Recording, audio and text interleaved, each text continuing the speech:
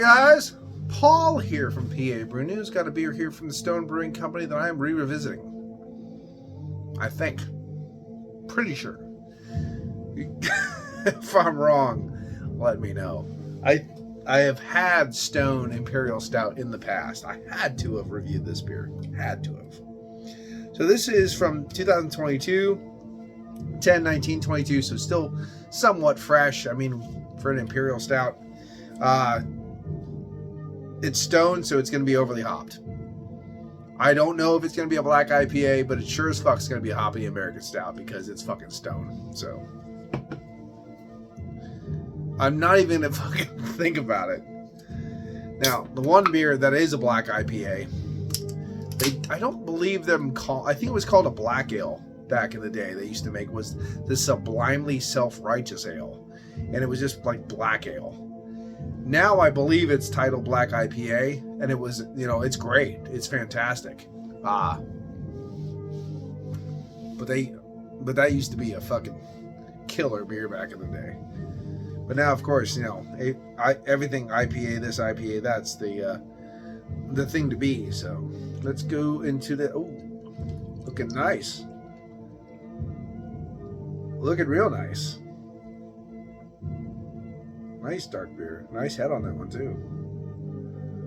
Let's see. Got a little aggressive near the end, so I don't know if I can get the whole thing in, but we'll try.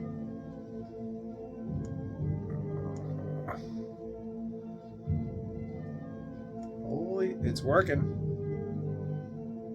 It's working. All right. So Stone from Escondido, California. Let's see. Nice reading. You can't read anything on the damn thing. 10.5 alcohol by volume. Stone. Escondido, California. Oh, wow. I was correct. At Stone Brewing, hashtag Stone Imperial Stout. It's got its own goddamn hashtag. You voted, we brewed. So apparently this is a voter brew of some kind, some ilk. Here we go, folks. Here it is. Boom, bam, boom, waka chaka how dow, bow, bow, bow, bow. All right. It's good aroma. Cheers.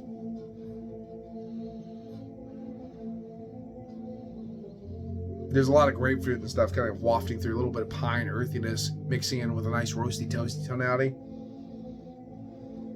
Kind of what I'm expecting. I expected it to be overly hopped. There is a lot of beers that used to not be overly fucking stupidly hopped, that were stouts, that were rich and creamy and savory. All of a sudden now, Great Divide, many others, they're just fucking black IPAs. So let's get into this one. Itchy. Where does that come from? All right. That's a really nice looking head. Nice looking beer, for sure. Cheers.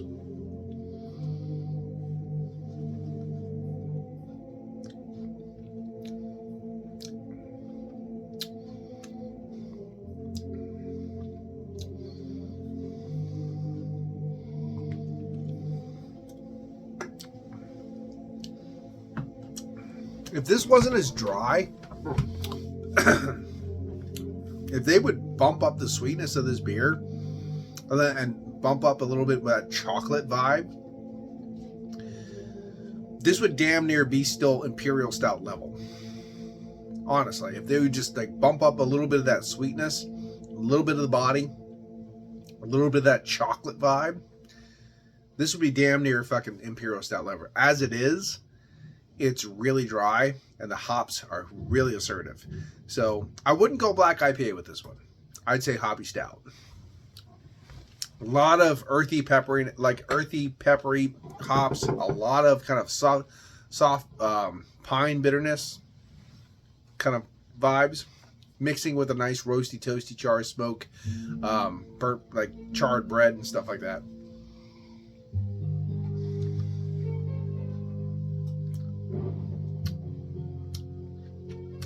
A little bit like a dark chocolate mixing with that sugarless baker's chocolate.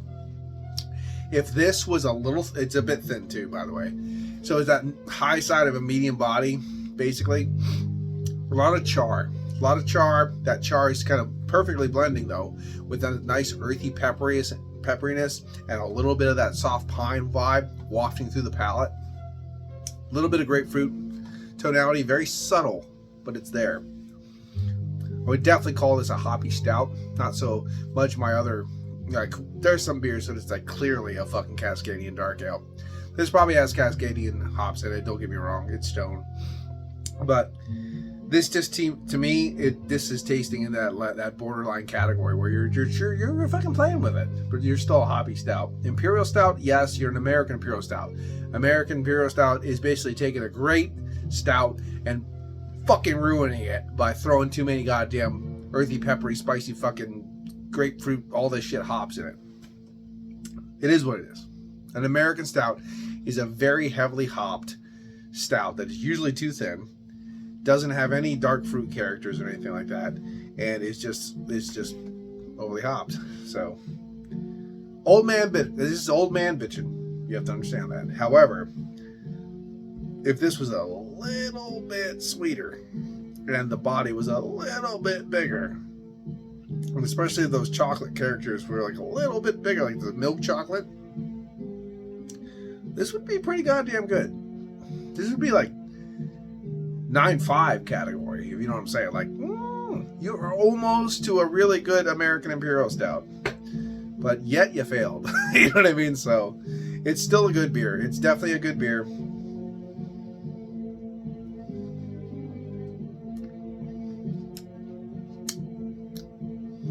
I think it was, it comes in a small thing, but it comes in a 6-pack, so I got 5 more. And it was like $17 where I bought it from, which is pretty expensive, but it is what it is. 10.5 though, that's pretty good. I'm sure that this beer is more expensive in some areas and less expensive in others. It's not a bad beer though. It's definitely an enjoyable drink if you can stand, and I know it sounds stupid, but some people just do not like a very pronounced hop presence. And then some people can deal with kind of like the earthier hops. A little bit earthy, kind of floral spice, like an earthy spice, like a German hop, but they cannot stand the other hops. And I'm not talking about allergic. They just don't enjoy those flavors. Especially when you have like a lot of citrusy hops in a darker beer. A lot of people don't like that.